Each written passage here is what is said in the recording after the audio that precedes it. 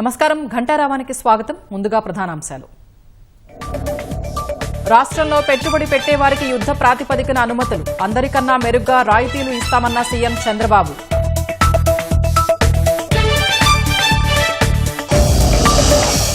ఏపీలో తిరిగి అడుగు పెడుతున్న రెన్యూ పవర్ సంస్థ 82,000 కోట్ల పెట్టుబడులు పెడుతుందన్న లోకేష్.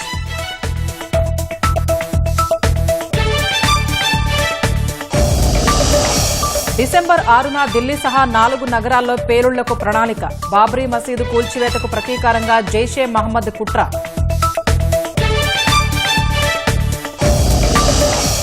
ఎర్రకోట వద్ద పేలుడు ఘటనలో ఉమర్ నబీ బంధువు అరెస్ట్, కాండ్వాలీలో రెడ్ కారును పార్క్ చేసిన ఫహీంగా గుర్తింపు.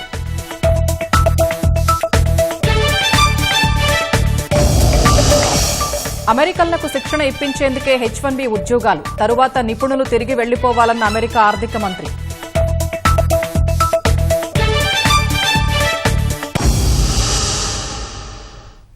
భారత మార్కెట్లోకి ప్రవేశించడానికి ఆంధ్రప్రదేశ్ గేట్వేలా పనిచేస్తుందని సీఎం చంద్రబాబు అన్నారు. సుస్థిర అభివృద్దిలో భారత్ యూరోప్ మధ్య సహకార భాగస్వామ్యంపై విశాఖలో నిర్వహించిన India Europe business round table సమావేశంలో సీఎం పాల్గొన్నారు. ఏపీలో వివిధ రంగాల్లో అపారమైన అవకాశాలు ఉన్నాయని వివరించారు. ఏపీలో పెట్టుబడులు పెట్టేవారికి తమ ప్రభుత్వం అత్యంత వేగంగా అనుమతులు ఇస్తుందన్న Chandrababu, Google, Arcelor Mittal, premier ఎనర్జీస్తో పాటు అనేక సంస్థలకు అనుమతుల విషయంలో ఇది చేసి చూపించామన్నారు. భారత్ క్వాంటం మిషన్ను అందిపుచ్చుకుని తొలి క్వాంటం వ్యాలీని ఏపీ రాజధాని అమరావతిలో ఏర్పాటు చేస్తున్నామని తెలిపారు. 2047 నాటికి భారత్ ప్రపంచంలోనే అగ్రస్థాయి దేశంగా మారుతుందన్న సీఎం, అందులో ఏపీ ముందుంటుందని విశ్వాసం వ్యక్తం చేశారు. If you see ease of doing business earlier, now we are talking speed of doing business. Once you decide to invest in India, in Andhra Pradesh, then it will become our business. All clearances we are going to get on war footing immediately. Incentives, we are better than anybody. Speed of doing business, nobody can match us. Once you put an application, all clearances, everything, we'll get it done. Not only that, we'll provide escort officer also to follow up and help you to the logical conclusion. Lot of opportunities in India. All opportunities will start from Andhra Pradesh. This will be gateway for India to enter our markets. That is what I wanted to emphasize you. Renew power 82,000 కోట్ల రూపాయల భారీ పెట్టుబడితో ఆంధ్రప్రదేశ్లోకి తిరిగి అడుగు పెడుతోందని మంత్రి నారా లోకేష్ వెల్లడించారు. 5 ఏళ్ల తర్వాత మళ్లీ ఆంధ్రప్రదేశ్లో అడుగు పెడుతున్న రెన్యూ పవర్ పునరుత్పత్తి సంస్థ శక్తి రంగంలో భారీ ప్రాజెక్టు నెలకొల్పనుందని తెలిపారు. సోలార్ ఇంగాట్, వాఫర్ తయారీ, green hydrogen and green molecules ఉత్పత్తి రంగాల్లో పూర్తిస్థాయి పెట్టుబడులు పెడుతుండటం గర్వంగా ఉందని లోకేష్ అన్నారు. ఈ మేరకు సామాజిక మాధ్యమం ఎక్స్ ద్వారా లోకేష్ వెల్లడించారు.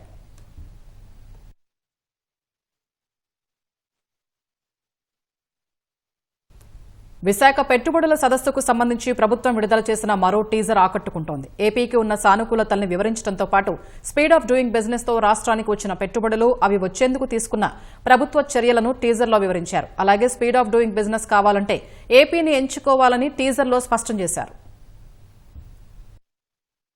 In Andhra Pradesh, business doesn't wait for approvals. It accelerates with them. With 100% digital clearances, 24/7 investor facilitation, and transparent pro-business policies, governance here is designed for speed. In just 16 months, the state has attracted 10.7 lakh crore in investments and created over 9 lakh jobs.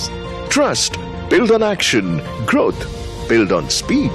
Companies driven by speed choose Andhra Pradesh because here business begins at the speed of commitment. From ease to speed, Andhra leads.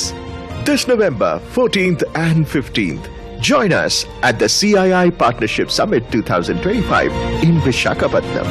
Companies driven by speed choose Andhra Pradesh. విశాఖలో జరగనున్న CII సదస్సుకు భారీగా ఏర్పాట్లు చేస్తున్నారు. Andhra university మైదానంలో జరగనున్న సదస్సుకు వేల సంఖ్యలో అతిథులు హాజరు కానుండటంతో అన్ని సౌకర్యాలు కల్పిస్తున్నారు. సుమారు 3,000 మంది పారిశ్రామిక దిగ్గజాలు వేడుకలో పాల్గొంటున్నారు. వేదికపై 400కు పైగా ఒప్పందాలు కుదిరే అవకాశాలున్నట్లు తెలుస్తోంది. మరిన్ని వివరాలు మా ప్రతినిధి ఆదిత్య పవన్ అందిస్తారు. విశ్వనగరం విశాఖ వేదికగా భారత పరిశ్రమల సమాఖ్య భాగస్వామ్య సదస్సు 2025కి ఇదే ప్రధానమైన వేదిక. ఈ నెల 14-15 తారీఖు 2 రోజుల పాటు భాగస్వామ్య సదస్సుకి వేదిక సిద్ధమైంది. ఈ వేదిక మీదే ప్రధానమైనటువంటి సదస్సు నిర్వహణ జరుగుతుంది. 14వ తారీఖు ఉదయం ఈ సమావేశం జరుగుతుంది. 14, 15 2 రోజుల పాటు ఇక్కడే సుమారు 3,000 మంది ప్రముఖ పారిశ్రామికవేత్తలు, పారిశ్రామిక దిగ్గజాలు ఈ సమావేశంలో పాల్గొంటాయి.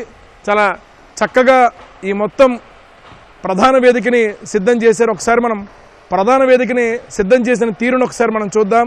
చక్కటి నీలిరంగులో మెరిసిపోయేటువంటి భారీ స్క్రీన్ ఏర్పాటు చేశారు. ఆ భారీ స్క్రీన్ మీద వివిధ కంపెనీలు, ఆంధ్రప్రదేశ్కి వస్తున్నటువంటి వివిధ కంపెనీలను, అలాగే ఇక్కడ ఉన్నటువంటి వివిధ పరిశ్రమలని సూచిస్తూ ప్రత్యేకంగా ఈ స్క్రీన్ ఏర్పాటు చేశారు. Cream colour, light brown colour, ఈ 2 కలర్లతోటి కర్టెన్స్ని సిద్ధం చేశారు. పూర్తిగా ఎయిర్ కండిషనర్ రూమ్ ఇది.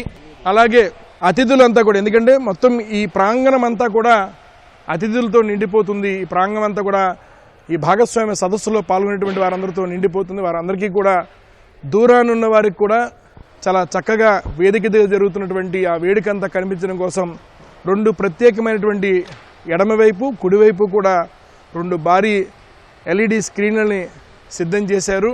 అలాగే లోపలంతా కూడా రకరకాల రంగులను వెదజల్లేటువంటి LED లైట్లను కూడా ఏర్పాటు చేశారు. అలాగే ప్రధాన వేదిక మీద అతిథులు మాట్లాడేటువంటి మాటలు కానీ, వారి ప్రసంగాలు కానీ చాలా స్పష్టంగా వినిపించే విధంగా చక్కని సౌండ్ సిస్టమ్ని ఏర్పాటు చేశారు. కాఫీ రంగులో కనిపించేటువంటి మొత్తం ఇదంతా కూడా తివాచీని సిద్ధం చేశారు. ఇది ప్రధానమైన వేదిక. ఇక్కడే భాగస్వామ్య సదస్సు ప్రధాన వేడుక జరుగుతుంది. ఇప్పటికే అతిథులు సంబంధించినటువంటి జాబితాని కూడా సిద్ధం చేశారు. భారత ఉపరాష్ట్రపతి, అలాగే కేంద్ర మంత్రి పీయూష్ గోయల్తో పాటు పలువురు కేంద్ర ప్రముఖులు వస్తున్నారు. రాష్ట్ర మంత్రులు, రాష్ట్ర ప్రముఖులు, వివిధ దేశాలకు చెందినటువంటి పారిశ్రామిక దిగ్గజాలు, మొత్తం 3,000 మంది ఈ భాగస్వామ్య సదస్సులో పాల్గొంటున్నారు. అనేక సంస్థలకు శంకుస్థాపనలు జరుగుతున్నాయి. అనేక సంస్థలకు చెందినటువంటి అనేక పరిశ్రమలు ఆంధ్రప్రదేశ్లో తమ యొక్క వ్యాపార కార్యకలాపాలు ప్రారంభించడానికి చాలా సంతృప్తితో ఆంధ్రప్రదేశ్ ప్రభుత్వంతో ఒప్పందాలు చేసుకోవడానికి కూడా సిద్ధంగా ఉన్నారు. సుమారుగా 410కి పైగా ఒప్పందాలు జరిగే అవకాశం ఉంది. మొత్తం 10 లక్షల కోట్ల పెట్టుబడులు ఆంధ్రప్రదేశ్లో పెట్టడానికి వివిధ రంగాలకు చెందినటువంటి పారిశ్రామికవేత్తలు సుముఖత వ్యక్తం చేశారు. అవన్నీ కూడా ఇక్కడే ఆ ఒప్పందాలు జరిగేటువంటి ప్రధానమైన వేడుక. ఆంధ్రప్రదేశ్, అందులోనూ విశాఖపట్నం సిటీ ఆఫ్ డెస్టినీ భాగస్వామ్య సదస్సు 2025కి సర్వాంగ సుందరంగా సిద్ధమైంది. ప్రధాన వేదిక అద్భుతంగా అందరినీ ఆకర్షించేలాగా సంసిద్ధం చేశారు నిర్వాహకులు. కెమెరా పర్సన్ ఏ శ్రీనివాస్తో ఆదిత్య పవన్, విశాఖపట్నం. భీమిలి నియోజకవర్గం దేశంలోనే ఒక విశిష్టమైన స్థానాన్ని సంపాదిస్తుందని ఎమ్మెల్యే గంటా శ్రీనివాసరావు తెలిపారు. ఐటీ కంపెనీలు ఎక్కువగా కొలువు తీరనున్నాయని హర్షం వ్యక్తం చేశారు. సిఐఐ సదస్సు సందర్భంగా రుషికొండ బీచ్లో రూపొందించిన సైకత శిల్పాన్ని ఎమ్మెల్యే గంటా పరిశీలించారు. గూగుల్ సహా ఇతర ఐటీ డేటా కంపెనీలు విశాఖలో కార్యకలాపాలను ప్రారంభించబోతున్నాయన్నారు. ముఖ్యమంత్రి చంద్రబాబు, మంత్రి లోకేష్ కృషి వల్ల పెట్టుబడుల ప్రవాహం సాధ్యమైందన్నారు.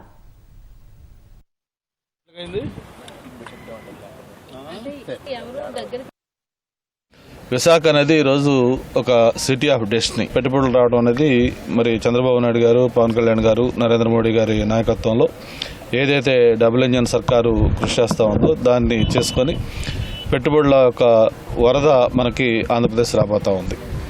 గతంలో 5 సంవత్సరాలు పరిపాలించిన జగన్మోహన్ రెడ్డి గారు ఉన్న పరిశ్రమలు కూడా ఇక్కడి నుంచి తరిమేశారు. మళ్ళీ ఈ రాష్ట్రానికి చంద్రబాబు నాయుడు గారు ముఖ్యమంత్రి అయిన తర్వాత ఆ కోల్పోయిన ప్రాభవాన్ని తిరిగి తీసుకొచ్చి ఆంధ్రప్రదేశ్ బ్రాండ్ ఇమేజ్ని పెంచి మళ్ళీ అవన్నీ కూడా తిరిగి వచ్చేటట్టుగా చేయడం జరుగుతూ ఉంది. లూలు విశాఖపట్నంలో రేపు సమ్మిట్లో ఆయన కూడా పార్టిసిపేట్ చేస్తూ ఉన్నారు, లూలు సీఎండి. అలాగే దానికి భూమి పూజ కూడా జరుగుతూ ఉంది. నాకు కూడా గర్వకారణం ఏంటంటే దాదాపు మెజారిటీ ఎంఓఎస్ అన్నీ కూడా మన భీమిలి నియోజకవర్గంలో అవుతా ఉన్నాయి. ఈరోజు లోకేష్ బాబు గారు చేసే 6 ఫౌండేషన్స్ కూడా మొత్తం మన భీమిలి, దట్టు మధురవాడ, ఎండాడ ప్రాంతాల్లోనే జరుగుతూ ఉన్నాయి. ఇంకా రేపు జరిగే వాటిల్లో కూడా గూగుల్ కానీ లేకపోతే మిగతా ఇతర ఎంఓఎస్ కూడా మెజారిటీ మనకే వస్తూ ఉన్నాయి. రాజధాని పరిధిలో పలు గ్రామాల్లోని ప్రజలు ల్యాండ్ పూలింగ్కు అంగీకరించడంతో ఆయా గ్రామాల్లో అభివృద్ది పనుల్ని పరుగులు పెట్టించేందుకు కూటమి ప్రభుత్వం చర్యలు తీసుకుంది. రాజధానిలోని పలు గ్రామాల్లో మౌలిక వసతుల కల్పనకు ప్రత్యేకంగా నిధులు మంజూరు చేస్తూ ప్రభుత్వం ఆదేశాలు జారీ చేసింది. 1863 కోట్ల రూపాయల మొత్తానికి పరిపాలనా అనుమతి మంజూరు చేస్తూ రాష్ట్ర ప్రభుత్వం ఆదేశాలిచ్చింది. భూములిచ్చిన రైతులకు ఇచ్చే లేఅవుట్లలో రోడ్లు, కాలువలు, నీటి సరఫరా, మురుగునీటి పారుదల వ్యవస్థ ఏర్పాటు కోసం నిధులు వెచ్చించాలని ఆదేశాల్లో స్పష్టం చేసింది. విద్యుత్, ఐసీటీ కోసం యుటిలిటీ డక్టులు, పునర్వినియోగ నీటి లైన్లు, ఎస్టీపీ, అవెన్యూ ప్లాంటేషన్ నిర్మాణాలు చేయాలని సూచించింది. పనులు వేగంగా జరిగేలా చర్యలు తీసుకోవాలని CRDA commissioner, Amaravati development corporation ఎండీని ఆదేశించారు.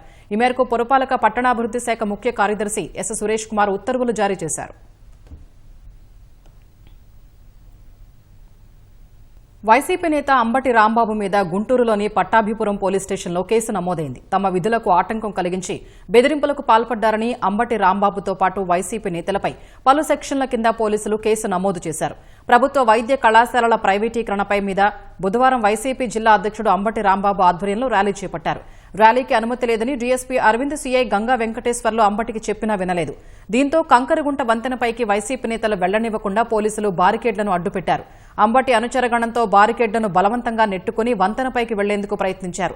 అడ్డుకున్న పోలీసుల్ని నెట్టేశారు. సీఐ వెంకటేశ్వర్లు, డీఎస్పీ అరవింద్తో అంబటి రాంబాబు వాగ్వాదానికి దిగారు.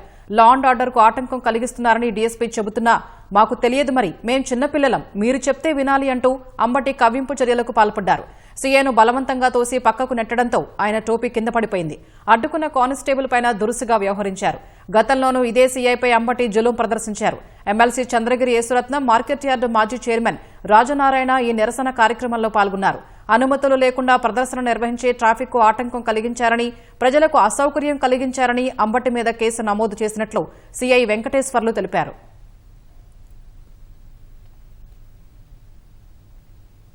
శ్రీకాకుళం ఆర్జీ యూకేటీ క్యాంపస్ వద్ద విద్యార్థుల ఆందోళనతో ఉద్రిక్త పరిస్థితులు నెలకొన్నాయి. ఇంజనీరింగ్ విద్యార్థి ప్రత్తిపాటి సృజన్ ఫ్యాన్కు ఉరివేసుకుని ఆత్మహత్య నిన్న చేసుకున్నాడు. సీనియర్ విద్యార్థులు కొట్టారని మనస్తాపానికి గురై సృజన్ ఆత్మహత్యకు పాల్పడ్డాడని తోటి విద్యార్థులు ఆరోపిస్తున్నారు. మరి కొంతమంది సీనియర్ విద్యార్థులు కొట్టడం వల్లే చనిపోయాడని, దానిని ఆత్మహత్యగా చిత్రీకరిస్తున్నారని చెబుతున్నారు. నిందితులపై కఠిన చర్యలు తీసుకోవాలని విద్యార్థుల తల్లిదండ్రులు, జూనియర్ విద్యార్థులు కోరుతున్నారు. అక్కడ కొట్టడం జరిగిందో, ఫిజికల్గా మెంటల్గా ఏం జరిగిందో మాకైతే పూర్తిగా బయటికి రావట్లేదు. బట్ ఏం జరిగిందంటే ఆ అబ్బాయి అయితే చాలా మెంటల్లీ స్ట్రెస్ అయిపోయాడు. ఆ ఇన్సిడెంట్ తర్వాత వచ్చేసి సూసైడ్ చేసుకున్నాడు. బట్ ఇక్కడ పోర్ట్రే అవుతుందంతా అయితే అబద్ధం అండి. అలాంటి అబ్బాయిని ఇప్పుడు ఏం చేశారంటే చాలా బ్యాడ్గా కల్పితం చేసి చెప్తున్నారు. అదే మాకు అసలుకి మేము తీసుకోలేకున్నాం. సో అబ్బాయి కానీ ఎలాంటి జస్టిస్ జరగకపోతే మేమైతే ఊరుకోం. సృజన్ అనే వ్యక్తి ఇంకా మేమేమైనా సమస్యలు చెప్పుకున్నా తిరిగి సొల్యూషన్ చెప్పేవాడు. వీక్ పర్సన్ అని మాత్రం అనుకోకూడదు. నైటు 11 నుంచి 2:30 వరకు మధ్యలో ఏమేమి చేశారో తెలియదు, కానీ చాలా మనస్తాపానికి గురయ్యి పొద్దున్న ఎవరికి తెలియకుండా ఇలా జరిగింది. అతను మెంటల్ స్టేబుల్, అన్నిటికి వీక్ అనేది మాత్రం కాదు, చాలా స్ట్రాంగ్ వ్యక్తి. ఈ నైట్ జరిగే విషయం వల్లే ఇది జరిగింది. ఇక్కడ ఏవేవో కల్పితం చేసి చెప్తున్నారు, ఇది మాత్రం తప్పు. సార్, ఈ చనిపోయిన సృజన్ మా అల్లుడండి, మా బావగారి అబ్బాయి. IIIT ఇక్కడ చదువుతున్నాడు. మీకు మొత్తం వివరాలన్నీ తెలుసు. 11వ తారీఖు ఫంక్షన్కి వెళ్ళి వచ్చాడంట. ఫంక్షన్కి వెళ్ళి వచ్చిన తర్వాత నైట్ పడుకున్న బాబుని తీసుకెళ్ళి వాళ్ళ మరి వ్యక్తిగత కారణాల్లో ఏమో తెలియదు కొట్టి బాగా హింసించారంట తెల్లవారుజామున వరకు. ఆ దెబ్బలు తట్టుకోలేక మరి ఆ బాబు చనిపోయాడు, సూసైడ్ చేసుకున్నాడు. అది పోస్ట్ మార్టంలో తేలాలి. మాకైతే సూసైడ్ చేసుకున్నాడని చెప్తున్నారు. వాళ్ళ పేరెంట్స్కి మాకు నమ్మకం లేదు, దెబ్బల వల్ల చనిపోయాడు అనుకుంటున్నాం. మా బాబుకి న్యాయం జరగాలి. మరి ప్రభుత్వం వారు, పోలీసు వారు, ఈ యొక్క సంస్థ యాజమాన్యం వాళ్ళకి, వాళ్ళ తండ్రికి, వాళ్ళ కుటుంబానికి న్యాయం చేయాలని కోరుకుంటున్నాం సార్. 12వ తారీఖు ఇంచుమించు 11:30-12 గంటలప్పుడు మా అబ్బాయి ఫోన్ నుంచి క్యాంపస్లో సార్ ఫోన్ చేశారు. బాబు, సుజన్ వాళ్ళ పేరెంట్ మీరేనా? మీ అబ్బాయి ఇట్లా సూసైడ్ చేసుకున్నాడు, మీరు అర్జెంటుగా క్యాంపస్కి వచ్చేయండి అని కాల్ చేశారు మా అబ్బాయి ఫోన్ నుంచి. మేము 11వ తారీఖు సాయంత్రం 6 గంటలకి బాబుతో, 6 గంటలకు 8ంటికి బాబుతో వీడియో కాల్ మాట్లాడాం. వీడియో కాల్లో ఇక్కడ బర్త్డే ఫంక్షన్ జరుగుతుంది, దానిలో అటెండ్ అయినని ఆ వీడియో కాల్లో ఆ క్యాంపస్ అంతా చూపించాడు. ఆ అట్మాస్ఫియర్ అంతా చాలా సంతోషంగా ఉన్నాడు. ఎటువంటి బాధ అటువంటి ఏమీ లేవు. ఇక్కడికి వచ్చిన తర్వాత మాకు తెలిసింది ఏంటంటే 11వ తారీఖు నైటు 11ంటికి ఒక స్టూడెంట్ వచ్చి బాబుని పక్క రూమ్కి రమ్మని తీసుకెళ్ళి 9 మంది కలిసి బాబుని అరెస్ట్ చేసి తెల్లారి 3 దాకా కొట్టి చిత్రహింసలు చేసి చంపేశారని మాకు ఇక్కడ క్యాంపస్కి వచ్చిన తర్వాత తెలిసింది. ప్రకాశం జిల్లా మార్కాపురంలో సత్యహరిశ్చంద్ర హిందూ శ్మశాన వాటిక పరిస్థితి అధ్వానంగా తయారైంది. ఆవరణ లోపల బయట పెద్ద ఎత్తున చెట్లు పెరిగిపోయి అస్తవ్యస్తంగా మారింది. దీంతో ఖననం చేసేందుకు వస్తున్న వారంతా ఇబ్బందులు పడుతున్నారు. శవాన్ని పక్కన పెట్టి గంటల కొద్దీ ఆవరణ శుభ్రం చేసుకోవాల్సి వస్తోందని చెబుతున్నారు. శ్మశానానికి వచ్చే రహదారి గుంతలమయంగా మారిందని, పట్టణం నుంచి వచ్చే మురుగంతా ఇక్కడికే రావడంతో దుర్వాసన వస్తోందని చెబుతున్నారు. ప్రహరీ గోడ కొంతమేర లేకపోవడంతో ఆ భూమిని కొందరు ఆక్రమించుకుంటున్నారని స్థానికులు చెబుతున్నారు. ప్రభుత్వం తగిన నిధులు వెచ్చించి శ్మశాన వాటికను బాగు చేయించాలని కోరుతున్నారు. మార్కాపురంలో శ్రీ సత్యహరిచంద్ర హిందూ శ్మశాన వాటిక పరిరక్షణ సమితి అనేది మిత్రులతోటి ఏర్పాటు గావించడం జరిగింది. అప్పుడు ప్రభుత్వం వారు 4 ఎకరాలు ఈ హిందూ శ్మశాన వాటిక ఖననము మరియు దహనము గాను కేటాయించడం జరిగింది. సిమెంటు బల్లలు, శివుడు విగ్రహము, మిగతావి కొన్ని కార్యక్రమాలు నిర్వహించడం జరిగింది. కాలక్రమాన ఈ ప్రాంతంలో ఆక్రమణలు గురిగాబడినవి. మార్కాపురం ప్రధానమైనటువంటి మురికి కాలం మొత్తం ఈ శ్మశాన వాటికలో వదిలేయడం వల్ల పూర్తిగా అధ్వాన స్థాయికి ఏర్పడింది. అలాగే చుట్టూ విపరీతమైన కంప. ఎవరైనా చనిపోయిన ఎడల ఖననం చేయాలంటే శవాన్ని పక్కన పెట్టి అక్కడంతా శుభ్రం చేసుకున్న తర్వాతనే ఖననం చేసుకునే పరిస్థితి వస్తుంది. బతికినంతసేపు ఎక్కడ బతికినా లాస్ట్కి వచ్చేది ఇక్కడ ఉండాల్సింది కాబట్టి ఇక్కడ దీనికి డెవలప్ చేసి వాళ్ళకి ఎలాంటి ఇబ్బంది లేకుండా అందులో మున్సిపాలిటీ డ్రైనేజ్ వాటర్ మొత్తం దీని మీద వదిలేశారు. చేసుకోవాలంటే దాతలతో చేయాలంటే చేసే పని కాదు. గవర్నమెంట్ దీని మీద దృష్టి పెట్టి, మున్సిపాలిటీ వాళ్ళు కూడా దీని మీద దృష్టి పెట్టి ఎలాంటి ఇబ్బందులు లేకుండా చేసుకోవాల్సిన బాధ్యత గవర్నమెంట్, మున్సిపాలిటీది. మున్సిపాలిటీలో నుంచి కూడా వాళ్ళు ప్రపోజల్ పంపించాలా. పంపిస్తేనే గవర్నమెంట్ దీని మీద ఇంట్రెస్ట్ తీసుకొని ఫండ్స్ ఇస్తుంది. ఆ ఫండ్స్ని ఇచ్చిన దాన్ని డెవలప్ చేసుకునేదానికి ఈ కమిటీ వాళ్ళు ఉంటారు. వాళ్ళని పిలుచుకొని చేసుకుంటే ఏ విధంగా చేసుకోవాల్సింది వాళ్ళు చెప్తారు. దాని మీద ప్రకారంగా దీని మీద గవర్నమెంట్ దృష్టి పెట్టేటట్టు నాయకులు కూడా దీని మీద ఆలోచించి సహకరించవలసిందిగా ప్రార్థిస్తున్నాను. ఒడిశా రాయగడ ప్రాంతంలో జరిగిన రోడ్డు ప్రమాదంలో లారీ డ్రైవర్ మృతి చెందాడు. ప్రమాదకర మలుపు వద్ద బ్రేకులు పనిచేయకపోవడంతో లారీ వేగంగా వెళ్లి కొండను ఢీకొట్టింది. ఈ ఘటనలో డ్రైవర్ అక్కడికక్కడే మృతి చెందాడు. లారీ క్యాబిన్లో చిక్కుకున్న మృతదేహాన్ని పోలీసులు అతి కష్టం మీద బయటకు తీశారు. మృతుడు శ్రీకాకుళం జిల్లా గొండ్యాల పుట్టుకకు చెందిన రమేష్గా గుర్తించారు.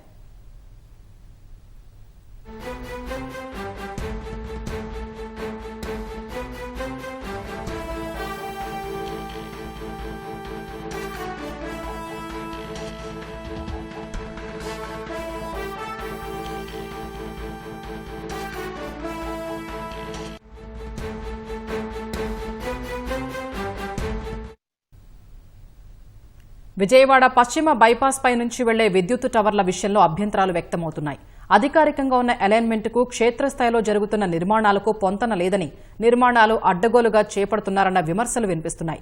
ఎన్హెచ్ఏఐ, ఏపీ ట్రాన్స్కో, పవర్ గ్రిడ్లోని కొందరు ఒప్పంద సిబ్బంది చేతివాటం వల్లే అతిక్రమణలు జరుగుతున్నాయని, ఫలితంగానే హైటెన్షన్ వైర్ల వివాదాలు కొలిక్కి రావడం లేదన్న ఆరోపణలు వినిపిస్తున్నాయి. నున్న సమీపంలో నిర్మించిన టవర్ల అలైన్మెంట్ చిత్రమిది. అప్రూవ్డ్ అలైన్మెంట్ ప్రకారం ఆకుపచ్చ గీత వెళ్లిన మార్గంలో టవర్లు నిర్మించాలి. ఇక్కడ మాత్రం ఎరుపు గీత మీదుగా అడ్డగోలుగా అడ్డదిడ్డంగా టవర్లు నిర్మిస్తున్నట్లు రైతులు చెబుతున్నారు. ఇలా నున్నలో ఓ టవర్ ప్రైవేటు లేఅవుట్లో నిర్మిస్తుండగా వివాదం చెలరేగింది. సదరు భూమి రైతులు ఇక్కడ టవర్లు వేయడానికి ప్రభుత్వం ఇచ్చిన అలైన్మెంట్ ఏంటి అని ప్రశ్నించగా, కొందరు అధికారులు వారిని దుర్భాషలాడి పోలీసులతో నిర్బంధించే హేయమైన చర్యలకు పాల్పడినట్లు ఆరోపణలున్నాయి. అది మేము 2012లో కొనుక్కున్నామండి. అప్పటికి ఏమీ లేదు, లేఅవుట్ ప్లాట్లు అండి. ఇప్పుడు అన్ఎక్స్పెక్టెడ్గా పాత లైను ఇదేదో NH5 భాగంగా నిర్మాణ నిమిత్తం దీనికి అడ్డం వచ్చిందని చెప్పి లైన్ మార్చుతున్నారండి. ఏదేదో ఈ NH వాళ్ళు ఏదో కుమ్మక్కయ్యి కొంతమంది దగ్గర డబ్బులు తీసుకుని వాళ్ళు ఇష్టం వచ్చినట్లు లైన్ అటు రైతుల పొలాల మీదుగా వేసేస్తున్నారండి. అసలు రోడ్డుకి ఆ పక్కకు ఉంది లైను, ఇప్పుడు ఈ పక్కకి మా ఫ్లాట్ల మీదకి ఒక 50 ఫ్లాట్లు దాకా పోతాయండి. బఫర్ జోన్ 150 మీటర్లు అన్నారు, ఒక 50 ఫ్లాట్ల దాకా ఇబ్బంది పడతాయి. అదే లైన్ అసలు ఫస్ట్ డ్రాయింగ్లో ఏమో అటువైపు బైపాస్కి ఆ పక్కన ఉంది, రోడ్డుకి అవతల వైపు. ఇప్పుడు మా మీదకి తీసుకొచ్చేస్తున్నారు. దీని గురించి కోర్టుకు కూడా వెళ్ళాం. కోర్టులో కూడా రేపు వారంలో హీరింగ్ ఉంది. జక్కంపూడి వాళ్ళు ఏమో ఇన్లైన్లో పెట్టుకుని వెళ్ళమని చెప్పారు. హైకోర్టులో ఆల్రెడీ వచ్చింది. ఇది ఎందుకు చేస్తున్నారు అనేది ఎవరికి అర్థం కావట్లేదండి. ఇది మామూలుగా ఇన్లైన్లో వెళ్ళేది, దీన్ని తీసుకొచ్చి అవుట్కట్స్ నుండి మళ్ళీ ప్లాట్ల మీదుగా కొంతమంది రైతుల భూముల మీదుగా రౌండ్ ఆఫ్ చేసి తీసుకొస్తున్నారు. సూరంపల్లి సమీపంలో పశ్చిమ బైపాస్ పై వెళ్లిన విద్యుత్ టవర్ల నిర్మాణ చిత్రం ఇది. అప్రూవ్డ్ అలైన్మెంట్ ప్రకారం రోడ్డు నుంచి 41 మీటర్ల దూరంగా టవర్లను నిర్మించాలి. ఇక్కడ మాత్రం రోడ్డుకు 19 మీటర్ల దూరంలోనే టవర్లు నిర్మించారని స్థానికులు తెలిపారు. ఇప్పుడు కేంద్ర గవర్నమెంట్ ఎన్ఐహెచ్ వాళ్ళకి డబ్బులు ఇచ్చి అవతల వేపిస్తుంది కాబట్టి వీళ్ళకి రూపాయి ఖర్చు లేదని వాటి వచ్చి ఎట్టగొట్టి వేసుకోండి అన్నట్లాగా ఈ మధ్యలో లాలూసీలు పడి మా యాట్లో వేశారు. అసలు అవసరం లేదు ఆ ల్యాంక్ అది అవతలకి వెళ్ళటానికి.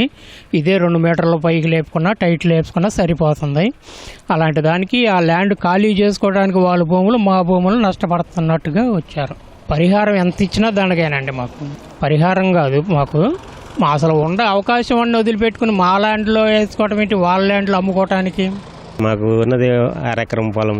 దాంట్లో ఆల్రెడీ ఎగ్జిస్టింగ్ కొంచెం ఎడంగా ఉన్నదాన్ని మా పొలంలో తీసుకొచ్చేస్తున్నారు. అది ల్యాంకో వాళ్ళకి లబ్ధి చేకూర్చడానికి, అది ఇంతకుముందు ల్యాంకో వాళ్ళ భూమి అది కొనుక్కొని వాడినది, అది వేకెంట్ చేసి ఆ పోల్ని మా పొలానికి చేసి అది ఉపయోగపడకుండా కంప్లీట్ చేస్తున్నారు. ఎగ్జిస్టింగ్ లైన్లోనే పైకి హైట్ పెంట్ వేసుకోవటం వల్ల మాకు నష్టం ఉండదని మేము అనుకుంటున్నాం. పశ్చిమ బైపాస్ రావడంతో సమీపంలోని భూముల విలువ భారీగా పెరిగింది. బైపాస్ పై 13 చోట్ల విద్యుత్ టవర్ల లైన్లు దాటుకుంటూ వెళ్లాల్సి ఉంది. ఇదే అదనుగా ఎన్హెచ్ లో ఒప్పంద ఉద్యోగులు పవర్ గ్రిడ్ ట్రాన్స్కో సిబ్బందితో కుమ్మక్కై కొందరు పథకం రచించినట్లు రైతులు చెబుతున్నారు. టవర్ల నిర్మాణానికి ఇచ్చిన అలైన్మెంట్ ప్రకారం టవర్ల నిర్మాణం, లైన్లు వెళ్లే భూముల యజమానులతో మాట్లాడారని, కోట్ల రూపాయల విలువైన మీ భూముల్లో టవర్లు నిర్మించినా లైన్లు వెళ్లినా విలువలు పాతాళానికి పడిపోతాయని భయపెట్టారని స్థానికులు చెబుతున్నారు. అలైన్మెంట్ మార్చేస్తామంటూ బేరం తెగ్గొట్టారన్నారు. ఒక్కొక్కరి నుంచి భూమి విలువను బట్టి 20 లక్షల నుంచి 30 లక్షల రూపాయల వరకు వసూలు చేసినట్లు తెలిపారు. 7 నుంచి 10 టవర్ల వరకు ఇలా అలైన్మెంట్ మార్చి నిర్మించారన్నారు.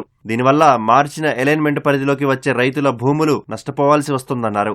ఇంత జరుగుతున్నా ఎన్హెచ్ఏఐ, ట్రాన్స్కో, పవర్ గ్రిడ్ అధికారులు పట్టించుకోకపోవడంపై అనుమానాలు వ్యక్తమవుతున్నట్లు స్థానికులు అంటున్నారు.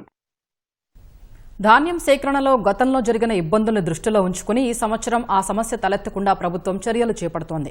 తుపాను ప్రభావంతో దెబ్బతిన్న రైతులకు ప్రభుత్వం పరిహారం ఇవ్వడంతో పాటు ఆ రైతుల వద్ద నుంచి మిగిలిన ధాన్యాన్ని కొనుగోలు చేసేందుకు ముందుకు వచ్చింది.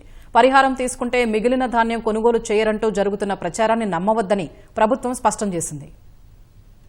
ఇటీవల సంభవించిన మొంతా తుఫానుతో కృష్ణా జిల్లాలో వ్యవసాయానికి అపార నష్టం జరిగింది. బలమైన గాలుల వల్ల వరి, వాణిజ్య పంటలు ఎక్కడికక్కడ నేలవాలాయి. చేతికి వచ్చిన పంట తుఫాను దెబ్బకు నీటిపాలు కావడంతో అన్నదాతలు ఇబ్బందులు పడుతున్నారు. కూటమి ప్రభుత్వం గతంతో పోల్చితే ఎక్కువ పరిహారం ఇచ్చేందుకు నిర్ణయించింది. వరి పంటకు హెక్టారుకు 25,000 చొప్పున సాయం అందించనుంది. ఇతర పంటలకు సాయం అందించేలా చర్యలు తీసుకుంది. అన్నింటికీ కలిపి 76.53 కోట్లు పరిహారంగా ఇవ్వాల్సి ఉంటుందని జిల్లా అధికార యంత్రాంగం ప్రభుత్వానికి నివేదించింది. ఈ మేరకు వరికే 75.78 కోట్లు చెల్లించాలి. పంట నష్టపరిహారం తీసుకుంటే తుఫాను వల్ల దెబ్బతిన్న పంటతో పాటు మిగిలిన పంటను ప్రభుత్వం కొనుగోలు చేయడం లేదనే ప్రచారం జరుగుతుండటంతో రైతులు ఆందోళన చెందుతున్నారు.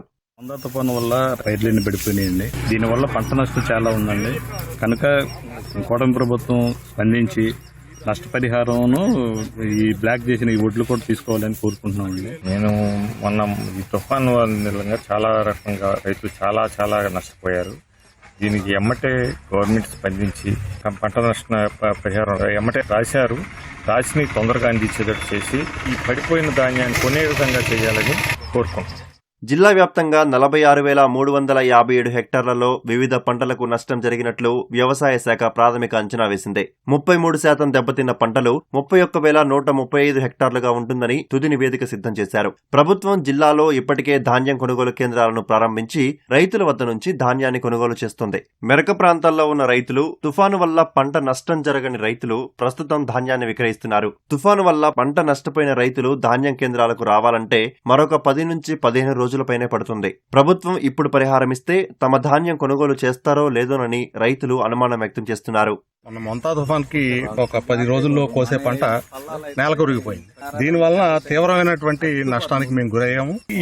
ఇప్పుడు వచ్చే పంట నష్టపరిహారం ఎప్పుడో మా క్రాప్ అయిపోయిన తర్వాత కన్నా కూడా ఒక 10-15 రోజుల్లో కనుక రిలీజ్ చేయగలిగితే కనీసం మా కోత డబ్బుల కన్నా ఎత్తుక్కోకుండా మళ్ళీ ఎవరో ఆసాముల దగ్గరికి వెళ్ళి అప్పులు చేయకుండా సరిపోద్దని చెప్పి మేము కోరుకుంటున్నాం. అలాగే ఈ పడిపోయిన వాటిల్ని ఈ ఒడ్డు బ్లాక్ చేయకుండా కనీసం ఆ ఈల్డింగ్ ఎంత అయితే వస్తా అంత 20 బస్తాల వరకు అన్నా మాకు మళ్ళా కొనే వెసులుబాటును కూడా తప్పకుండా కల్పించాలి. 30 నుంచి 35 వేలు దాకా పెట్టుబడి పెట్టున్నామండి. నేల ఖర్చు పోయి మొక్క వచ్చి ఉండదండి. దాన్ని ఈ కూటమి ప్రభుత్వం ఆ ఇస్తానన్నవి తొందరగా రిలీజ్ చేసి మాకు డబ్బులు ఇస్తే బాగుంటుందని మేము కోరుకుంటున్నాం. ధాన్యం సేకరణపై కావాలనే కొంతమంది ఆరోపణలు చేస్తూ రైతులను తప్పుదారి పట్టిస్తున్నారని పౌర సరఫరాల శాఖ మంత్రి నాదెండ్ల మనోహర్ మండిపడ్డారు. రైతు పండించిన ప్రతి ధాన్యపు గింజను కొనుగోలు చేస్తామని ఆయన స్పష్టం చేశారు. కావాలని కొంతమంది రైతాంగంలో అపోహలు సృష్టించడానికి చేస్తున్న ప్రయత్నాన్ని మనందరం కూడా ఖండించాలి. మీరు నష్టపరిహారం తీసుకున్నారు కాబట్టి మీ దగ్గర ధాన్యం కొనుగోలు చేయము అనే విషయం 100% అబద్ధం. ఎట్టి పరిస్థితుల్లో కూడా మా దగ్గర నమోదైన ఈ క్రాప్ మేరకు ఎవరైతే రైతులు నమోదు చేసుకున్నారో 100% అందరూ ధాన్యం కొనుగోలు చేస్తున్నాం. దయచేసి నమ్మబాకండి. ఈ విధంగానే మిమ్మల్ని మోసం చేశారు గతంలో. ఎప్పుడు కూడా అటువంటి పొరపాటు చేయం. ప్రతి రైతుకు న్యాయం జరుగుతుంది. ప్రతి బస్తా కొనుగోలు చేసేటట్టు మేము సిద్ధంగా ఉన్నాం. మీకు 24 గంటల్లోనే డబ్బులు మీ ఖాతాలో జమ అయ్యేటట్టు ఆ కార్యక్రమం కూడా ముందుకు తీసుకెళ్తాం. కడప కేంద్ర కారాగారంలో జీవిత ఖైదు అనుభవిస్తున్న ఖైదీ గుండెపోటుతో మృతి చెందాడు. కర్నూలు జిల్లా భీమునిపాడుకు చెందిన చిన్న సుంకిరెడ్డికి 2023లో హత్య కేసులో కోర్టు జీవిత ఖైదు శిక్ష విధించడంతో కడప కేంద్ర కారాగారానికి తరలించారు. ఇటీవల కాలంలో పలుమార్లు అనారోగ్య సమస్యలతో చిన్న సుంకిరెడ్డి ఆసుపత్రిలో చికిత్స పొందారు. ఉదయం కేంద్ర కారాగారంలో గుండె నొప్పితో బాధపడుతున్న ఖైదీని అధికారులు హుటాహుటిన ఆసుపత్రికి తరలించారు. ఆసుపత్రిలో చికిత్స పొందుతూ ఖైదీ మృతి చెందాడు. కేసు నమోదు చేసి దర్యాప్తు చేస్తున్నామని పోలీసులు తెలిపారు.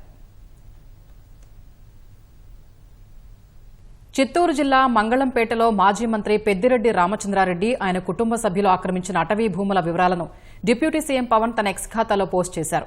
అటవీ భూములు ఆక్రమించిన వారి వివరాల్ని ఆ శాఖ వెబ్సైట్లో వెల్లడించాలంటూ ఇప్పటికే సంబంధిత అధికారుల్ని ఆదేశించారు. ఎవరి ఆక్రమణలో ఎంత ఉంది, వారిపై నమోదైన కేసుల వివరాలు ప్రజలకు తెలియాలని సూచించారు. అటవీ ఆస్తులను కబ్జా చేస్తే కఠిన చర్యలకు ఉపక్రమించాలని స్పష్టం చేశారు. మంగళంపేట అటవీ భూముల ఆక్రమణలపై విజిలెన్స్ నివేదికల ప్రాతిపదికగా ముందుకు వెళ్లాలని అధికారులకు తేల్చి చెప్పారు. మాజీ మంత్రి పెద్దిరెడ్డి కుటుంబానికి అడవుల్లో వారసత్వ భూములెలా వచ్చాయని నిలదీశారు. అటవీ భూములు ప్రకృతి సంపద, జాతి ఆస్తి అన్న పవన్ వాటిని ఆక్రమించి చట్టాన్ని ఉల్లంఘిస్తే ఖచ్చితంగా శిక్షార్హులవుతారని పేర్కొన్నారు.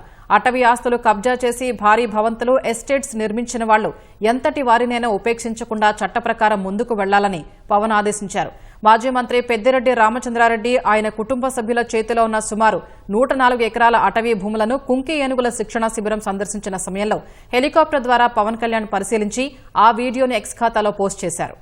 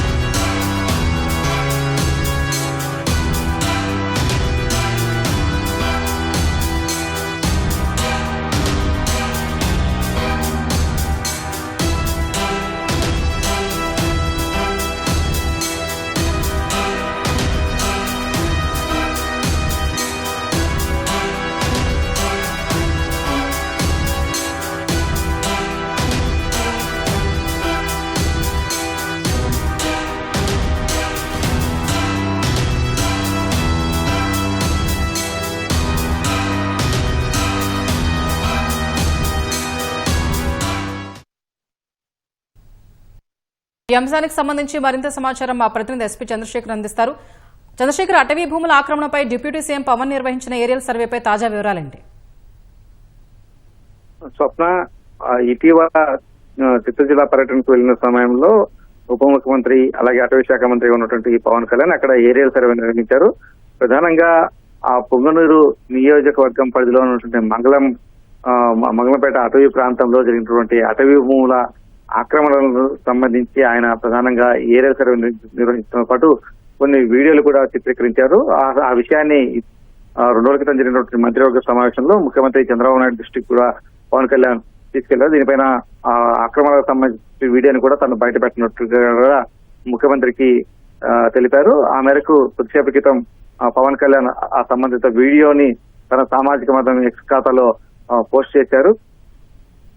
అక్కడ అటవీ భూములకు సంబంధించి దాదాపు 76.74 ఎకరాల అటవీ భూముల్ని మాజీ మంత్రి పెద్దిరెడ్డి రామచంద్రరెడ్డి ఆక్రమించినట్టుగా పవన్ కళ్యాణ్ పేర్కొన్నారు. ప్రధానంగా అటవీ భూములకు సంబంధించి ఆ సర్వే నెంబర్లు సబ్ డివిజన్ గా మార్చి ఆ సబ్ డివిజన్లన్నీ కూడా తన పేరిట రాసుకుని ఆ సర్వే నెంబర్లలో మార్పులు చేర్పులు చేశారు. దీనికి సంబంధించి వెబ్ ల్యాండ్ కావచ్చు, ఇతర రెవెన్యూ రికార్డులు కావచ్చు, అన్ని కూడా మార్చివేసి అటవీ భూములకి అక్రమంగా చొరబడ్డారు. అక్కడ విలాసవంతమైనటువంటి ఒక ఫామ్ హౌస్ నిర్మించుకోవడంతో పాటుగా కొన్ని రకాల పంటలు అన్ని కూడా సాగు చేస్తున్నట్టు కూడా గుర్తించారు. దీనికి సంబంధించి కుటుంబ ప్రభుత్వం వచ్చిన మొదట్లోనే విచారణకు ఆదేశించారు. విజిలెన్స్ అధికారులు క్షేత్రస్థాయిలో పర్యటించి నివేదిక కూడా ప్రభుత్వానికి అందజేశారు. ఆ నివేదికను కూడా పవన్ కళ్యాణ్ ఆ నివేదికలోని కొన్ని అంశాలను కూడా పవన్ కళ్యాణ్ బయట పెట్టారు. ఆ నివేదిక కూడా ఈ అక్రమాలను రుజువు చేసిందని చెప్పేసి పవన్ వెల్లడించారు. ప్రధానంగా మంగళంపేట సర్వే నెంబర్ 295-96లో ఆ భూ విస్తీర్ణం గతంలో ఎంత ఉండేది, ఆ కాలానుగుణంగా ఎలా పెరిగింది అనే అంశంపైన ఆయన ప్రధానంగా అనుమానాలు లేవనెత్తారు. ఆ సర్వే నెంబర్లని కూడా సబ్ డివిజన్ చేసి అటవీ భూములను ఒక ప్రణాళిక ప్రకారం అంతా కూడా తన భూములుగా కలిపేసుకున్నట్టుగా అయితే ఒక విజిలెన్స్ నివేదిక నిర్ధారించింది. ఇప్పుడు ఆ విజిలెన్స్ నివేదిక ప్రకారం చర్యలు తీసుకోవాలని చెప్పేసి కూడా పవన్ కళ్యాణ్ అటవీ శాఖ అధికారులని ఆదేశించారు. ఈ అటవీ భూముల ఆక్రమణకు సంబంధించి చట్టం చాలా పకడ్బందీగా ఉన్నప్పటికీ ఆ చర్యలు మాత్రం తీసుకోలేకపోతున్నామని చెప్పేసి కూడా అటవీ శాఖ అధికారులతో పవన్ నిన్న జరిగిన టెలికాన్ఫరెన్స్ లో కూడా స్పష్టం చేశారు. కాబట్టి ఇప్పుడు చర్యలు తీసుకోవాలంటే న్యాయపరంగా ఏమైనా ఇబ్బందులు ఉన్నాయనే అంశాలపైన కూడా నిపుణుల సలహాలు తీసుకొని ఆ విధంగా ముందుకెళ్లాలి. లేకపోతే నేరుగా చర్యలు తీసుకుంటే మళ్ళీ అదేమన్నా చట్టపరంగా కావచ్చు, లేకపోతే కోర్టు పరంగా అక్కడేమన్నా వీగిపోతే ఇంకా మళ్ళీ అది ప్రభుత్వానికి కూడా ఇబ్బందికర పరిస్థితి వస్తుంది. కాబట్టి ఎలా ముందుకెళ్లాలనే అంశం పైన న్యాయపరమైనటువంటి నిపుణుల సలహాలు తీసుకొని ముందుకు వెళ్లాలని చెప్పేసి అధికారులని ఆదేశించారు. మొత్తం ఆ సార్వత్రిక ఎన్నికల్లో కూడా మిథునరెడ్డి కావచ్చు, పెద్దిరెడ్డి రామచంద్ర కావచ్చు, వీరు కూడా ఈ తమ ఆస్తుల పత్రాలకు సంబంధించి ఎన్నికల అఫిడవిట్ లో పేర్కొన్న సమయంలో కూడా ఈ అటవీ భూముల అంశానికి సంబంధించి తప్పుడు సమాచారాన్ని ఎన్నికల కమిషన్ కూడా ఇచ్చారని చెప్పేసి కూడా పవన్ ప్రస్తావించారు.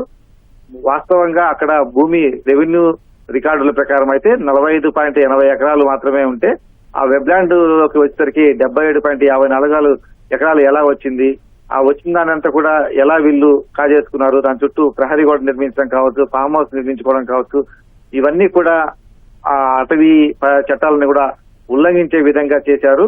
దీనికి సంబంధించి ఆ విజిలెన్స్ నివేదికలో ఇవన్నీ కూడా వాస్తవాలను కూడా వెల్లడయ్యాయి. ఆ నివేదిక ప్రకారం తాను ఏరియల్ సర్వే నిర్వహించిన సమయంలో కొన్ని వీడియోలు కూడా పవన్ కళ్యాణ్ తీసుకున్నట్టు కూడా వెల్లడించారు. ఆ సరిహద్దులు ఎక్కడి వరకు ఉన్నాయి, ఆ సరిహద్దులు ఉల్లంఘించి ఎలా వచ్చారు, ఆ అటవీ భూముల్ని, ప్రకృతి సంపదను ఎలా తమ కబ్జాల్లోకి తీసుకున్నారు, ఇవన్నిటిని కూడా పవన్ కళ్యాణ్ ఎక్స్ మాధ్యమం వేదిక కూడా ఎండగట్టారు. తప్పనిసరిగా దీనిపైన చర్యలు ఉంటాయి. ఈ అటవీ భూములన్నీ కూడా ప్రకృతి సంపద, ప్రజల సంపద, ప్రభుత్వ సంపద, వీటిని ఎవరైనా కబ్జా చేసేందుకు కానీ ఆక్రమించేందుకు కానీ ప్రయత్నిస్తే వారిపైన కఠిన చర్యలు తీసుకుంటామని చెప్పేసి కూడా పవన్ కళ్యాణ్ స్పష్టం చేశారు. ఇప్పటివరకు ఈ అటవీ భూముల ఆక్రమణకు సంబంధించి ఎవరెవరైతే ఆక్రమణకు పాల్పడ్డారో వారి వివరాలన్నీ కూడా వెబ్సైట్ లో పెట్టాలని చెప్పేసి కూడా అధికారులను ఆదేశించారు. ఎవరు ఆక్రమించారు, ఎంత భూమి ఆక్రమించారు, అలాగే దానిపైన చట్టపరంగా ఎలా ముందుకెళ్లారు, అంటే కేసు పెట్టడం కానీ ఆ కేసు ఏ దశలో ఉంది, ఈ వివరాలన్నీ కూడా ఆ వెబ్సైట్ లో నమోదు చేయడం ద్వారా ప్రజలకు వాస్తవాలు తెలుస్తాయి. ఆ ప్రజలే వారికి ఎలాంటి వారనే విషయాన్ని స్పష్టంగా తెలుసుకున్నటువంటి అవకాశం ఉంటుంది. కాబట్టి అవన్నీ కూడా వెబ్సైట్ లో ఉంచాలని చెప్పేసి కూడా పవన్ కళ్యాణ్ అటవీ శాఖ అధికారులను ఆదేశించారు. ప్రస్తుతం అయితే ఈ విజిలెన్స్ నివేదిక న్యాయ నిపుణుల సలహా మేరకైతే ప్రభుత్వం ఈ అంశంలో ముందుకు వెళ్లేటువంటి అవకాశాలు కనిపిస్తోంది. ఎట్టి పరిస్థితుల్లో ఈ అటవీ భూములను ఆక్రమించినటువంటి పెద్దిరెడ్డి రామచంద్రరెడ్డి కావచ్చు, లేకపోతే వారి కుటుంబ సభ్యులు కావచ్చు, వారిపైన చట్టపరంగా చర్యలు తీసుకునేందుకైతే ప్రభుత్వం అటవీ శాఖ ముందుకెళ్తున్నట్టుగా స్పష్టంగా అర్థమవుతోంది. స్వప్న, ధన్యవాదాలు చంద్రశేఖర్.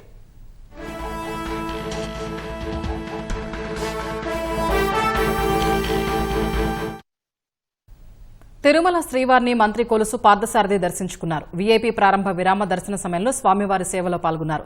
టీటీడీ అధికారులు మంత్రికి స్వాగతం పలికి దర్శన ఏర్పాట్లు చేశారు. అనంతరం ఆలయంలోకి వెళ్లిన మంత్రి కొలుసు పార్థసారథి స్వామివారిని దర్శించుకుని మొక్కులు చెల్లించారు. దర్శనం అనంతరం రంగనాయకుల మండపంలో పండితులు ఆశీర్వచనం చేసి స్వామివారి తీర్థ ప్రసాదాల్ని అందజేశారు. ఆ గృహవాసులందరినీ ఆ భగవంతుడు చల్లగా చూడాలని, ప్రభుత్వం చేస్తున్న ఈ రాష్ట్ర అభివృద్ధి కోసం కానివ్వండి, రాష్ట్ర ప్రజల బాగు కోసం చేస్తున్న కార్యక్రమాలు ఏదైతే పెట్టుబడులు తీసుకురావడం కానీ, పిల్లలకి ఉద్యోగ అవకాశాలు కల్పించాలనే లక్ష్యం ఏదైతే ఉందో, అయితే ఇంటికి ఒక పారిశ్రామికవేత్తను తయారు చేయాలనే ఏదైతే ఆలోచన ఉందో ముఖ్యమంత్రి గారికి, అదేవిధంగా లోకేష్ గారు ప్రపంచవ్యాప్తంగా తిరిగి మా రాష్ట్రానికి రండి ఏదైతే ప్రయత్నాలు చేస్తున్నారో వాటన్నిటికీ భగవంతుడి ఆశీస్సులు ఉండాలని, అదేవిధంగా పవన్ కళ్యాణ్ గారు, మోడీ గారు ఈ రాష్ట్రానికి అందిస్తున్న బలం ఏదైతే ఉందో అవి అలాగే కొనసాగాలని మనసారా కోరుకుంటున్నాను. శ్రీవారి కటాక్షంతో దేశ వైభవం ప్రపంచవ్యాప్తంగా ముందుకు వెళుతుందని బీజేపీ రాష్ట్ర అధ్యక్షుడు మాధవ్ అన్నారు. తిరుమల కొండపై మలయప్ప స్వామి సేవలో ఆయన తరించారు. వీఐపీ ప్రారంభ విరామ దర్శన సమయంలో పలువురు బీజేపీ నేతలతో కలిసి సేవలో పాల్గొనగా అధికారులు స్వాగతం పలికి దర్శన ఏర్పాట్లు చేశారు. శ్రీవారి విషయంలో అపవిత్రత జరిగితే పోరాటం చేస్తామన్న మాధవ్ టీటీడీ నిధులు ధర్మం కోసం వినియోగించేలా ప్రయత్నం చేస్తామని ప్రకటించారు.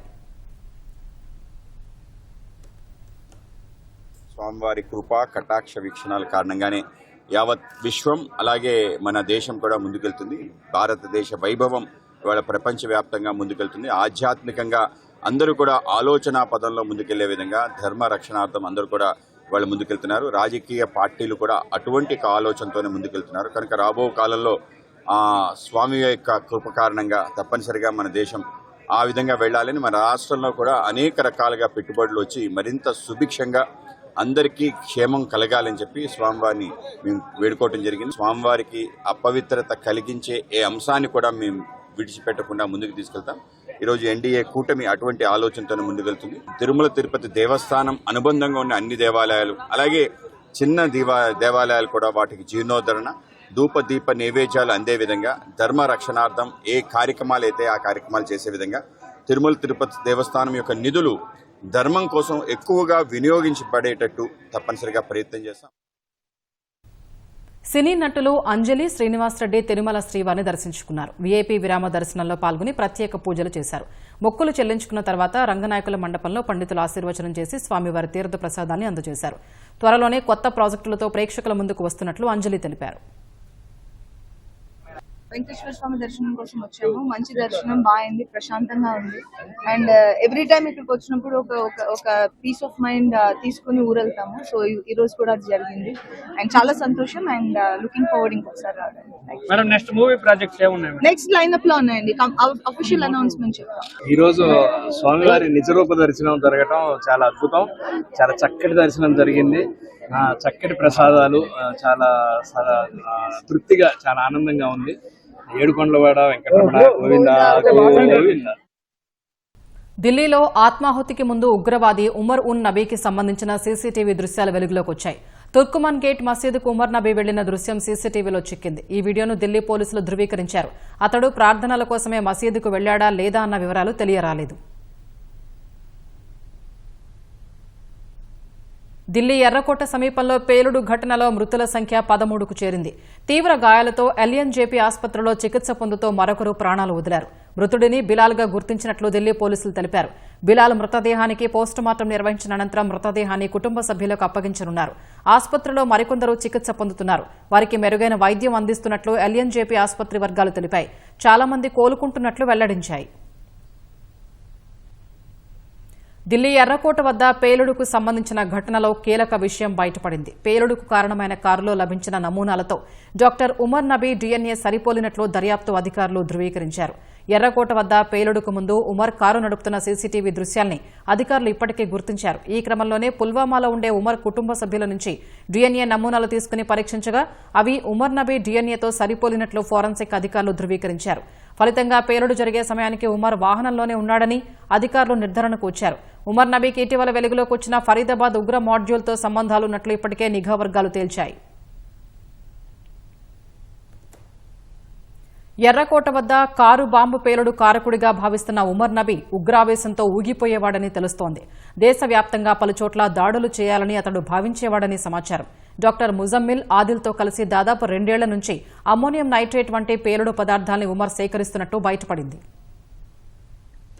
ఎర్రకోట వద్ద కారు బాంబు దాడికి పాల్పడ్డాడని భావిస్తున్న వైద్యుడు ఉమర్ నబీ గురించి సంచలన విషయాలు వెలుగులోకొస్తున్నాయి. దేశంలోని పలు ప్రాంతాల్లో ఉగ్రదాడులు చేయడం గురించి అతడు ప్రతిసారి ఉద్వేగభరితంగా మాట్లాడేవాడని తెలుస్తోంది. డాక్టర్ ముజమ్మిల్ ఆదిల్తో కలిసి దాదాపు 2 ఏళ్ల నుంచి అమ్మోనియం నైట్రేట్ వంటి పేలుడు పదార్థాల్ని అతడు సేకరిస్తున్నట్లు సమాచారం. వీటిని ఉపయోగించి పాక్కు చెందిన జైషే మహమ్మద్ ఉగ్ర సంస్థ కోసం దేశవ్యాప్తంగా దాడులు చేసేందుకు సన్నాహాలు చేసినట్లు బయటపడింది. ఫరీదాబాద్ ఉగ్రకుట్రలో భాగస్వామి అయిన డాక్టర్ షాహీన్ విచారించినప్పుడు ఈ వివరాలు వెల్లడైనట్లు సమాచారం. ఫరీదాబాద్ మాడ్యూల్తో సంబంధాలు ఉన్నాయనే ఆరోపణలతో డాక్టర్ షాహీన్ ను అరెస్టు చేసిన అధికారులు తదుపరి విచారణ కోసం ఆమెను శ్రీనగర్ తీసుకెళ్లారు. విచారణ సమయంలో కీలక విషయాలు రాబట్టారు. ఫరీదాబాద్ మాడ్యూల్లో తన సోదరుడు పర్వేజ్ సయీజ్ భాగమని ఆమె పేర్కొన్నట్లు తెలిసింది. దీంతో జమ్మూ కశ్మీర్ పోలీసులు అతన్ని అదుపులోకి తీసుకున్నారు. అయితే అతడి వద్ద ఎలాంటి పేలుడు పదార్థాలు లభించలేదని అధికారులు వెల్లడించారు.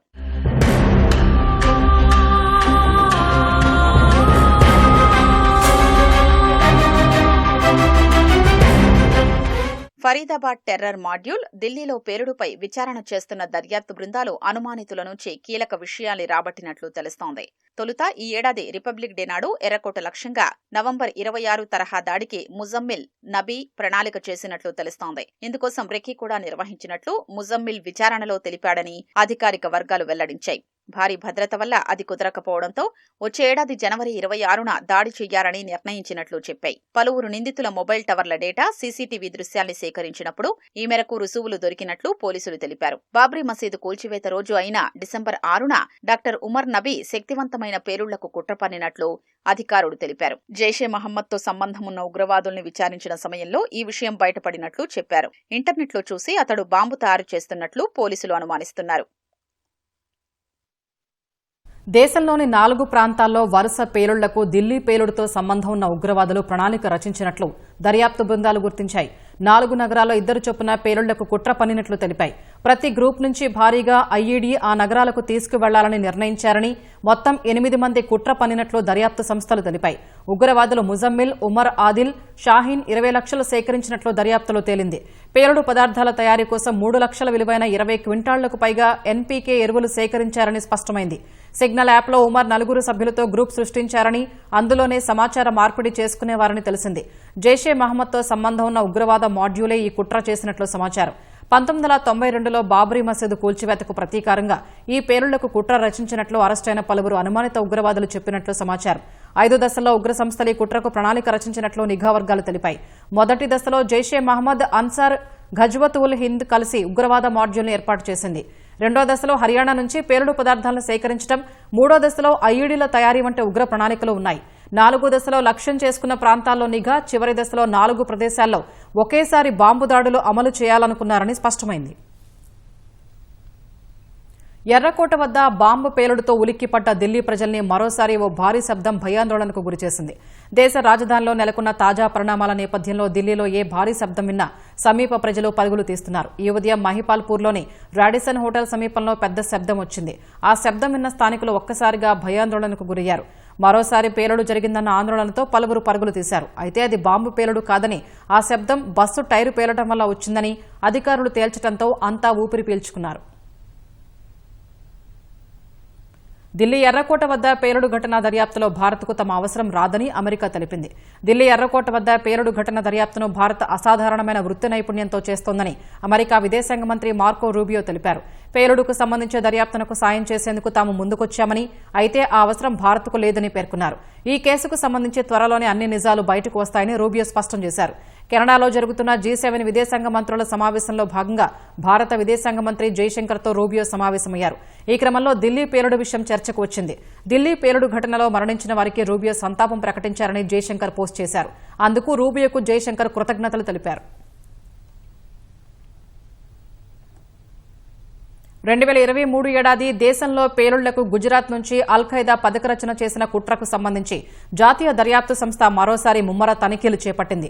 గుజరాత్ ఉగ్ర కుట్రల కేసుకు సంబంధించి జాతీయ దర్యాప్తు సంస్థ NIA 5 రాష్ట్రాల్లోని 10 ప్రాంతాల్లో విస్తృత స్థాయి సోదాలు నిర్వహించింది.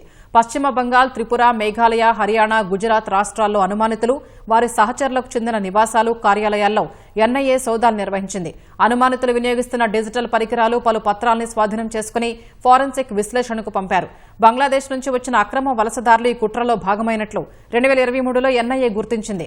అల్-ఖైదాతో సంబంధం ఉన్న 4 బంగ్లాదేశీ అక్రమ వలసదారులు నకిలీ పత్రాలతో భారత్లోకి ప్రవేశించి పేలుళ్లకు కుట్ర చేసినట్లు తేల్చింది. అల్-ఖైదా కోసం వారు నిధులు సేకరించినట్లు తేలింది. ముస్లిం యువతను ఉగ్ర సంస్థలో నియమించేందుకు ఈ 4 ప్రోత్సహించినట్లు స్పష్టమైంది. H-1B వీసాలపై అమెరికా అధ్యక్షుడు డొనాల్డ్ ట్రంప్ స్వరం మార్చిన వేళ ఆ దేశ ఆర్థిక మంత్రి స్కాట్ బెసెంట్ కీలక వ్యాఖ్యలు చేశారు. విదేశీయులతో అమెరికన్లకు శిక్షణ ఇప్పించి ఆ తర్వాత స్వదేశానికి పంపడమే H-1B వీసా ముఖ్య ఉద్దేశమని వెల్లడించారు. విదేశీ కార్మికులపై దీర్ఘకాలికంగా ఆధారపడకుండా అధిక నైపుణ్యం కలిగిన అమెరికన్లను తయారు చేసేందుకు కొత్త వీసా విధానాలను తీసుకొచ్చినట్లు తెలిపారు. అమెరికాలో తయారీ రంగాన్ని పునరుద్దరించేందుకు నాలెడ్జ్ ట్రాన్స్ఫర్ కోసం చేస్తున్న ప్రయత్నం ఇదని అభివర్ణించారు. అమెరికాలో మరిన్ని సెమీకండక్టర్ పరిశ్రమలను ఏర్పాటు చేస్తామన్న బెసెంట్ అందులో నైపుణ్యం కలిగిన అమెరికన్లతో ఉద్యోగాలు భర్తీ చేస్తామన్నారు. అమెరికా కార్మికులకు తాత్కాలికంగా శిక్షణ ఇవ్వడానికి విదేశీ శ్రామిక శక్తిని రప్పించడమే అధ్యక్షుడి ఉద్దేశమని భావిస్తున్నట్లు చెప్పారు. శిక్షణ ఇప్పించిన అనంతరం విదేశీయుల్ని సొంత దేశాలకు పంపి వారి స్థానాల్లో అమెరికన్లు బాధ్యత స్వీకరిస్తారని బెసెంట్ పేర్కొన్నారు.